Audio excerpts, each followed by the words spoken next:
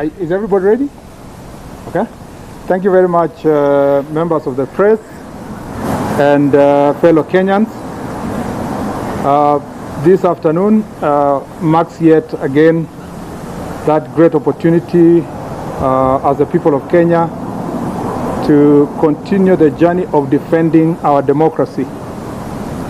Shakespeare once said that something is rotten in the state of Denmark, and nothing describes that situation than the situation we find ourselves in at the moment. But you know, in the same play, the response was that heaven will intervene. You are all aware that there is a story in the media, yet to be confirmed, that there was a purported Jubilee PG today, which PG suggested changes in leadership and to remove the majority leader, which is myself, and the majority whip, Senator Susan Kihika. And we would like to state as follows. Number one, that there was no invitation that was extended to any of us, especially 22 Jubilee senators whom we've been caucusing from yesterday to this morning. When we saw the story in the media, there was no invitation extended to us for a meeting whose objective is to remove the majority leader and the whip. Number two, we have caucused as Jubilee senators. We are the majority, and at the moment, together with one PDR member, we are 35. And out of 35 of us, the standing orders of the Senate, Standing Order 19, makes it abundantly clear that you must get the majority of the senators present in the meeting and voting to remove the majority leader or the whip. And in this case, the majority leader and the whip. There must be 18 senators who are available to vote and remove us. The Jubilee, the majority side today in the Senate is composed of 35 senators. Those 35 senators, out of the 35 senators, 11 only were reportedly attended that meeting. They were also joined by colleagues from KANU, and there is a purported coalition agreement. Now let's make it clear. Article 32 of the Jubilee Party Constitution provides that for you to form a coalition, there must be one, a NEC meeting to decide that a coalition should be formed with any party. For this matter, it's purported that there's a coalition with KANU. Number two, you must appoint a coalition negotiation committee. I sit in the NEC with Senator Susan Kihika, and we've never met for the last 3 years. No meeting took place to pass a resolution to have a coalition agreement with the KANU party. And therefore, the purported argument that KANU would have participated within the precincts of the law, and particularly the Standing Order 19, in voting us out, or a KANU member being voted to be a leader in Jubilee, that is preposterous, that is laughable, that is the biggest joke you can have in this part of the town. So we've been told, purportedly, a senator of KANU was elected to become majority leader. Assuming even that you admitted the 3 senators of KANU to be part of the Jubilee family, with elected 34 Jubilee senators and 1 PDR, assuming they were part of it, then it means they needed 20 senators to be able to remove us. As a matter of fact, the 22 of us who are there, meaning that the highest number they would get was 16. You have seen a purported statement from State House communicated by a spokesperson.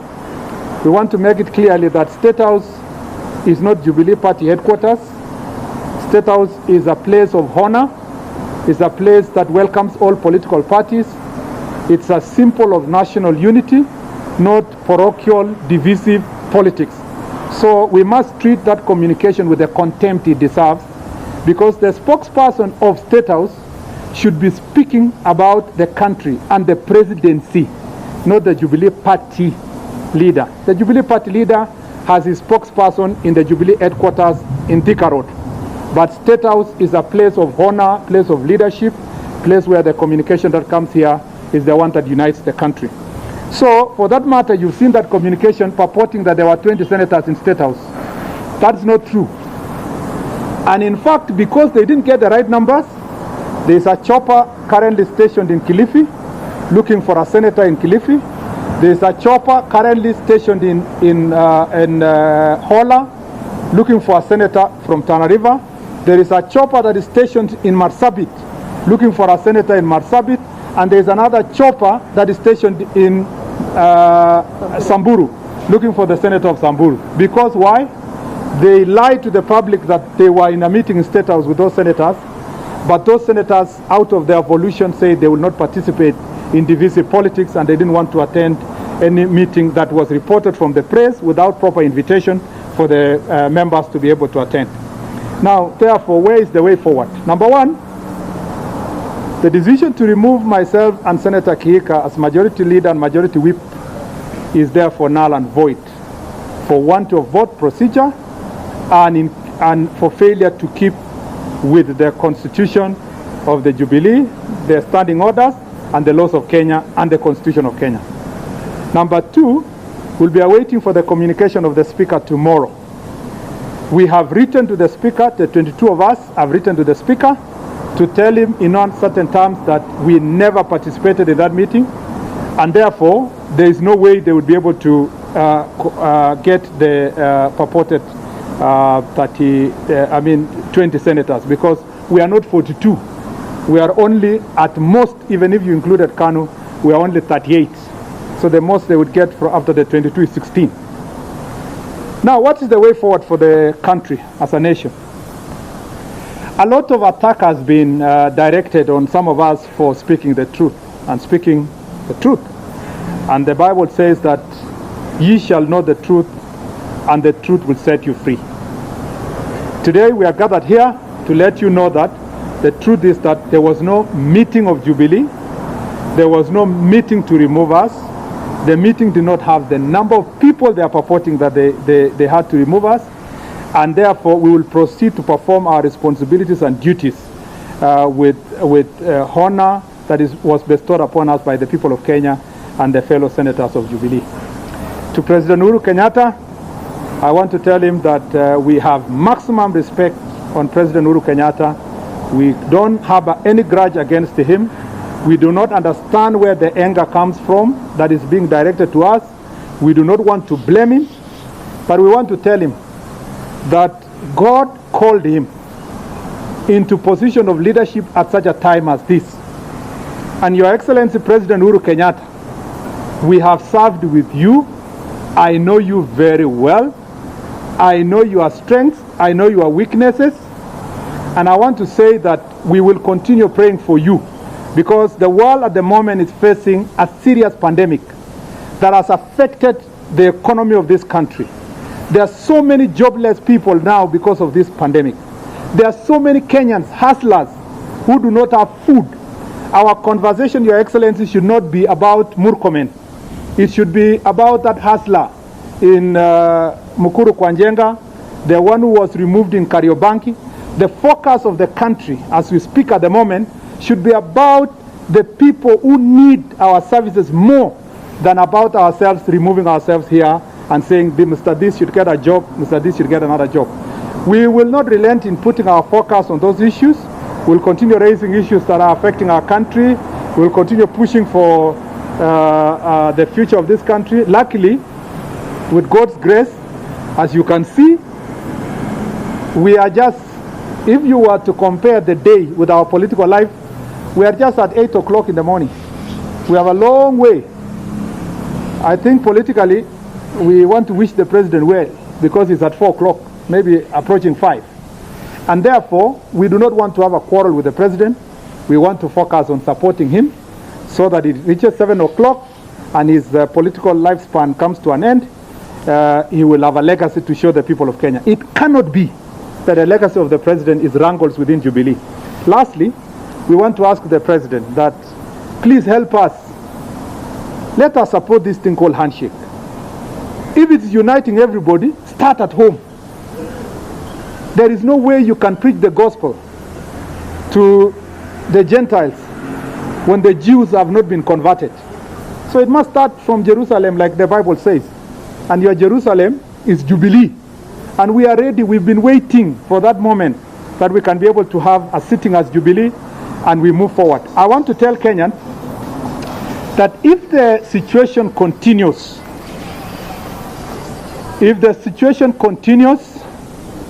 as it is at the moment, where all government resources is directed, and energy and time is directed as fighting one individual and all the people who support him. We have wasted already 3 years fighting the deputy president. Why don't we salvage the remaining 2 years to look for unity and build the country?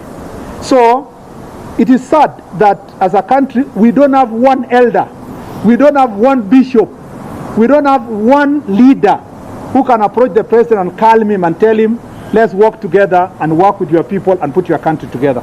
So for the sake of the nation, I want to tell the president, please, the Bible says again in Revelations, and Paul, and it's written to the church of Ephesus, that please go back to your first love, retrace your steps, reorganize the country, and not about chaos, but about uniting everybody to find a space to move forward. Kwa hivyo ndawachia kabla sijawachia dada yangu Susan aseme machache, mimi nataka niwaambie ya kwamba tumekubaliana kama wanajubilee 22 kati ya wale ambao ni wanajubilee 35 ya kwamba wale ambao hatukuhudhuria hiyo mkutano, ambao mkutano hatukuitwa na hatukuambiwa kuna agenda ya kutoa mtu yoyote, sisi maseneta 22 tumeandikia spika wa Seneti tukaambia ya kwamba hatukuhudhuria mkutano wowote na hatutasupport chochote ambaye ya kuondoa watu. Tunaomba serikali ya Mheshimiwa Rais Uhuru Kenyatta azingatie wakati huu, wakati tunapambana na janga la corona, azingatie umoja wa taifa, atafute uhusiano mzuri na naibu wake, tushikane sisi kama taifa, tutafutie wananchi ambao ni wale ambao walala hoi wapate kitu ya kula na wapate kazi ya kufanya. Tusitumie wakati mkubwa sana kupambana na kuondoa Murkomen, kuondoa Susan Kihika ambaye sisi sasa wote tuko hapa tukisema hivyo. Na mwishowe tunasema please, Your Excellency, we cannot lead our country through forgery. Please don't forge signatures of our colleagues. They have said no, let the no be no. Let's remove these resources of the 4 choppers that were sent to Kilifi and Hola and Marsabit and Samburu should be used. Instead, those resources should be used to deal with welfare of citizens of this republic, which has been hampered by this corona. We are ready and available to extend a hand of friendship all the time to anybody who feels like they are attacking us. We are not bitter. I speak for myself. I am not bitter. I hold no grudge. I forgive everybody who is attempting to plan anything against me. And as the Bible says, no evil shall prevail. Asanteni sana. Now let me allow Senator Kihika to say a few, and I keep my social distance. Thank you to the members of the press. I will also be quite brief because our leader of majority here has spoken quite a bit. So I will try not to repeat too much what has been said. Very clearly, we read actually in the media that there had been a meeting purportedly of Jubilee senators at State House and that they purported to have replaced leadership in the Senate. I want to be very clear, because unfortunately it seems as though this country is heading to the dogs. And I'll say that because it seems as though whenever anything is done, there seems to be no use or reason to follow the law. It's very clear the way you remove a majority leader, or our majority whip based on our standing orders. We are sure and we know, and I would want you, and I want to challenge you, members of the press. I want to challenge you to also be digging for information. I want to ask you to also find out how many senators, that should not be that difficult to do, how many senators were in that, in State House in the morning. Yeah. One, we saw a statement released by the spokesperson. The statement is not even attaching any names of those senators who are there. I want to challenge you, ask them, where are the photos? Where is the list of senators? Because ni network ya wakora. What they are doing is actually forging signatures. I can tell you for sure they had 11 senators from Jubilee in that State House this morning. Second, it is a requirement that there is a notice of invitation for the meeting, for the PG.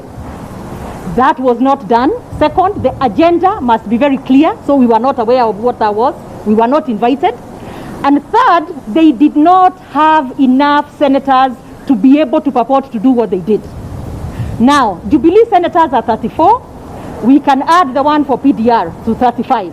So at a minimum, they should have had 18 senators to do what they purport to have done. They had 11. Now, once again, they purport to have a coalition agreement with KANU. And it's been stated here very clearly. Under Article 32 of the Jubilee Constitution, NEC should have met to endorse that coalition. We are both members of NEC. There has not been a meeting in 3 years. And second, after NEC met, there should have been a negotiating committee. That was not done. So we must stop running the party as though it is family property. We must stop running the party as a one-man show. It is a party that has organs that must be respected and whose work must be carried out properly. So that was not done. So in the wildest of our dreams, like I said, since the country is going to the dogs, let us assume there was a coalition of KANU. Even if there was a coalition of KANU, KANU only has 3 senators in the Senate.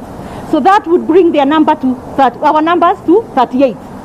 With 38, Standing Order 19 requires over 50% to be able to remove the majority leader or the majority whip. So now, they must have had 20 senators in that State House this morning, if really they did it properly. But I can tell you, we were all together, the 22 who did not attend. We were all together through technology this morning. And I also want to take the opportunity to thank the 22 senators who did not give in to the intimidation that has been going on this morning. We, like you heard, right now as we speak, they have choppers roaming in Hola, in Samburu, in Marsabit, and in Kilifi, trying to bring those senators so they can sign. And that is the reason. And I challenge you, that is the reason you have not seen a list of the purported 19 senators, because I've had their 19. You have not seen the list because they're trying to cook signatures or trying to intimidate the senators coming in to sign. In fact, I've seen some of the nominated ones being told